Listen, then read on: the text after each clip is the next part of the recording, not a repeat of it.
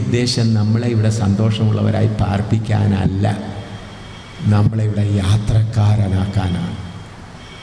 അതുപോലെ സുവിശേഷത്തിൻ്റെ കാര്യത്തിലും ഞാൻ വീണ്ടും ഒന്നുകൂടെ ഓർപ്പിക്കുന്നത്, പലരും പഴയ കാലത്തെ സുവിശേഷം എന്ന് പറഞ്ഞാൽ അബ്രഹാമിൻ്റെയും ഇസഹാക്കിൻ്റെയും അല്ലെങ്കിൽ ഇസ്രായേൽ മക്കളുടെ സമയത്തെ ദൈവത്തിൻ്റെ പ്രവർത്തന രീതിയും യേശു ക്രിസ്തു വന്നതിൻ്റെ ശേഷം ദൈവത്തിൻ്റെ പ്രവർത്തനം രണ്ടും രണ്ടാണ്. പഴയ നിയമത്തിൽ ദൈവം സമ്പത്തുകൾ കൊടുത്ത് മക്കളെ അനുഗ്രഹിച്ചു. സങ്കീർത്തനത്തിലും സദൃശവാക്യത്തിലും ഒക്കെ വായിക്കുന്നുണ്ട്. കാരണം അന്ന് അവരെ പഠിപ്പിച്ചിരുന്ന അന്നത്തെ ജനങ്ങൾ ചിന്തിച്ചിരുന്നത് ഏത് ദൈവത്തിനാണ് സമ്പത്തുള്ളത്, അല്ല ഏത് ദൈവമാണ് സമ്പത്ത് കൊടുക്കുന്നത്, ആ ദൈവമാണ് സത്യദൈവം അല്ലെങ്കിൽ സർവശക്തിയായ ദൈവം. അതുകൊണ്ട് അന്നത്തെ ജനങ്ങളെ മനസ്സിലാക്കുന്നതിന് വേണ്ടി ദൈവം അബ്രഹാമിന് ഇസ്രായേൽ മക്കൾക്കെല്ലാം സമ്പത്ത് കൊടുത്ത് അനുഗ്രഹിച്ചു. അതുകൊണ്ടാണ് സങ്കീർത്തനങ്ങളിലും സദൃശമൊക്കെയെല്ലാം സമ്പത്തുകൾ കൊടുക്കുന്ന ദൈവം. എന്നാൽ യേശു ക്രിസ്തു വന്നതിന് ശേഷം പറയുന്നതാണ്, തനിക്കുള്ളതൊക്കെയും ഉപേക്ഷിക്കാതിരുന്നാൽ എൻ്റെ ശിഷ്യനാകുവാൻ കഴിയുകയില്ല. തനിക്കുള്ളതൊക്കെയും ത്യജിക്കാതിരുന്നാൽ. അപ്പോൾ കർത്താവായ യേശു ക്രിസ്തു വരെ ഭൗതികമായി അനുഗ്രഹിച്ചു. എന്നാൽ യേശു ക്രിസ്തു വന്ന ശേഷം പറയുന്നത് എന്താണ്?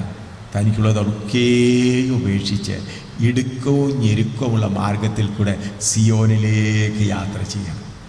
അന്ന് അവരെ വിളിച്ചത് ഈ ലോകത്തിലെ അനുഗ്രഹത്തിന് വേണ്ടിയാണ്. അപ്പോൾ ഇന്നത്തെ അനേക പ്രാസംഗികന്മാർ പ്രസംഗിക്കുന്ന പണം നിങ്ങൾ 100 രൂപ തന്നാൽ ദൈവം നിങ്ങൾക്ക് ധാരാളമായിട്ട് പണം തരും, അതുപോലെ ഭൗതികം അനുഗ്രഹം, ഇതെല്ലാം നരകത്തിൻ്റെ സുവിശേഷമാണ്. നരകത്തിൻ്റെ വഞ്ചനയുടെ, ജനങ്ങളെ വഞ്ചിക്കുന്നത്. ഇത് വേദപുസ്തകത്തിലുള്ളതല്ല. വേദപുസ്തകത്തിലുള്ളത് നമ്മൾ കർത്താവിന് കൊടുക്കുന്ന കിട്ടാൻ വേണ്ടിയല്ല. നമ്മുടെ സകലതും കർത്താവിന്, നമ്മളെ തന്നെ കർത്താവിന് കൊടുക്കുകയാണ്. ഒന്നും കർത്താവിൽ നിന്ന് കിട്ടാൻ വേണ്ടിയല്ല കർത്താവിന് കൊടുക്കുന്നത്. ഇന്ന് ഉടുപ്പിയും നിങ്ങൾക്ക് കിട്ടും, വാക്യങ്ങൾ അവിടെ നിന്ന് ഇവിടെ നോക്കി എടുത്ത് കൂട്ടി അങ്ങനെ പറയുമ്പോൾ ഇന്ന് വലിയ ചൂതുകളി നടക്കുന്നതായി തീർന്നിരിക്കുകയാണ്. ഇന്നത്തെ യോഗങ്ങളെല്ലാം വലിയ ചൂതുകളി. എന്താണ്? 500 രൂപ കൊടുത്താൽ 2000 രൂപ കൊടുക്കും, കർത്താവ് തരും.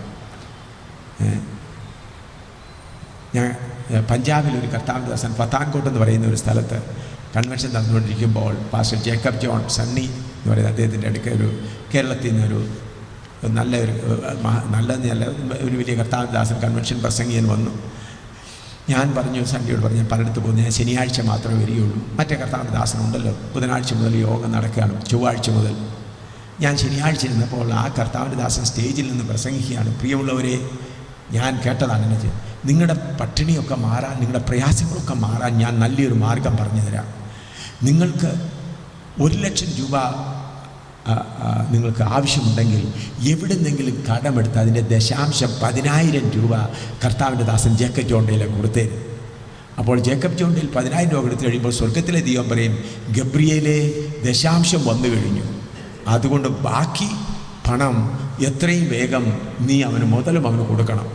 അപ്പോൾ ഞാൻ ജേക്കബ് ജോണിനോട് പറഞ്ഞു, ഈ സഹോദരനോട് പറ, ഇങ്ങനെ പ്രസംഗിക്കരുത്. ഉടനെ അച്ഛ എന്താ ഞാൻ പറയുന്നത്, ഇവൻ ഇത് നല്ലപോലെ പ്രസംഗിച്ചുകൊണ്ടിരിക്കുകയല്ലോ. അത് കഴിഞ്ഞിട്ട് പറയുകയാണ്, നിങ്ങൾക്ക് 1000 രൂപ വേണമെങ്കിൽ 100 രൂപ ഇന്നേ ജേക്കബ് ജോണിനെ കൊടുക്ക്. ഞാനൊടുവിൽ അദ്ദേഹം അങ്ങനെ 3-4 പ്രാവശ്യം അങ്ങനെ ചിലർക്ക് കിട്ടിയ കാര്യമൊക്കെ പറഞ്ഞപ്പോൾ ഞാൻ സ്റ്റേജിൽ ചെന്നിട്ട് മൈക്ക് മാറ്റി വെച്ച് പറഞ്ഞു, പോയിരിക്കുക, ഈ പ്രസംഗം ഇവിടെ പ്രസംഗിക്കരുത്, പോയിരിക്കാൻ പറഞ്ഞു. ഒടുവിൽ ഞാൻ ജനങ്ങളോട് പറയേണ്ടി വന്നു, ഇദ്ദേഹം പ്രസംഗിച്ചതൊന്നും വേദപുസ്തകത്തിലെ അല്ല, തെറ്റായതാണ് പ്രസംഗിച്ചത്. ഇദ്ദേഹം പ്രസംഗിച്ച ഒരു പ്രസംഗവും നിങ്ങൾ സ്വീകരിക്കരുത്. കാരണം അവിടെ ഇരിക്കുന്ന വിശ്വാസികൾ കഷ്ടത അനുഭവിച്ച് യേശുവിന് വേണ്ടി വളരെ കഷ്ടം സഹിച്ചവരാണ്. യേശുവിന് വേണ്ടി അവർ നഷ്ടം സഹിച്ചവരാണ്. അവർ പലരുടെ വീടുകൾ പോയി, പലരുടെ ജോലികൾ പോയി, പലരുടെ കാറ്, പലരുടെ യേശുവിന് വേണ്ടി വില കൊടുത്തവരവിടെ ഇരിക്കുന്നത്. അവരുടെ മുൻപിലാണ് ഈ കേരളത്തിലെ പ്രസംഗിയനായ കർത്താവിൻ്റെ ദാസനെന്ന് പ്രസംഗിച്ചത്. ഒടുവിൽ യോഗം കഴിഞ്ഞാൽ പറഞ്ഞു, ആഹാരം കഴിക്കുന്നില്ല. ഞാൻ പറഞ്ഞു, ആഹാരം കഴിക്കണം ഇല്ല, ഞാൻ പറഞ്ഞു ആഹാരം കഴിക്കുന്നു. ഞാൻ പറഞ്ഞു, നിങ്ങളിപ്പോൾ ഒന്നാമത്തെ ആഹാരം കഴിക്കാൻ യോഗ്യനല്ല. കാരണം ഈ വടക്കേന്ത്യയിൽ വന്ന് ഇങ്ങനത്തെ പ്രസംഗം പ്രസംഗിച്ച് ആഹാരം കഴിക്കാൻ നിങ്ങൾ യോഗ്യനല്ല. ഞാൻ നിർബന്ധിക്കുന്നില്ല, വേണമെങ്കിൽ കഴിക്കും. അത് പറഞ്ഞ് ഞാൻ പറഞ്ഞു, യഥാർത്ഥ വചനം അറിയണമെങ്കിൽ 2-3 ദിവസം എൻ്റെ കൂടെ താമസിക്കാൻ പറഞ്ഞു.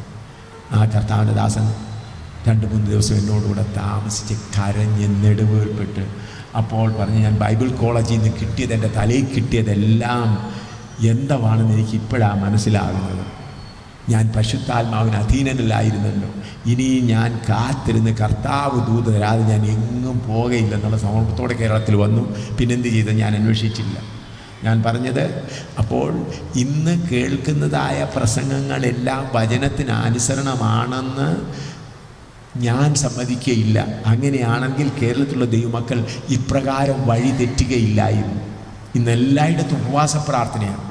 ഉപവാസ പ്രാർത്ഥനയിൽ എന്തുവാ പ്രാർത്ഥന? ഇന്നാരുടെ ജോലിക്കാര്യം, ഇന്നാരുടെ കാര്യം, ഇന്നാരുടെ മധ്യകാര്യം, ഭൗതിക കാര്യങ്ങൾക്കെല്ലാം ഒരു വിടുതൽ വേണം. പിന്നെ ആത്മാക്കളും വേണം. ഭൗതിക കാര്യങ്ങൾ, ദൈവജനമേ, കർത്താവിൻ്റെ അടുക്കൽ ഭൗതിക കാര്യങ്ങൾക്ക് വേണ്ടി ഉപവാസ പ്രാർത്ഥന. വചനം എന്നില്ല, ഉപവാസ പ്രാർത്ഥന. മുട്ടുവീൻ തുറക്കപ്പെടും, മുട്ടുവീൻ ചോദിപ്പീൻ കിട്ടും. എന്താ ചോദിക്കേണ്ടത്? ദൈവങ്ങളെ പഠിപ്പിച്ചിട്ടില്ല എന്തുവാ ചോദിക്കേണ്ടതെന്നുള്ളത്. നമ്മുടെ ഭൗതിക കാര്യങ്ങളെക്കുറിച്ച് കർത്താവ് പറയുന്നു, നിങ്ങളുടെ സ്വർഗത്തിലെ പിതാവ് നിങ്ങൾ ചോദിക്കും മുൻപേ നിങ്ങൾക്ക് എന്താ ആവശ്യമെന്ന് അവൻ അറിയുന്നു. ജാതികൾ ഇതൊക്കെയും അന്വേഷിക്കും. അതുകൊണ്ട് പ്രിയമുള്ളവരെ, വാസ്തവമായ ഉപദേശത്തിലേക്ക് ദൈവജനം മടങ്ങി വന്നേ മതിയാകും.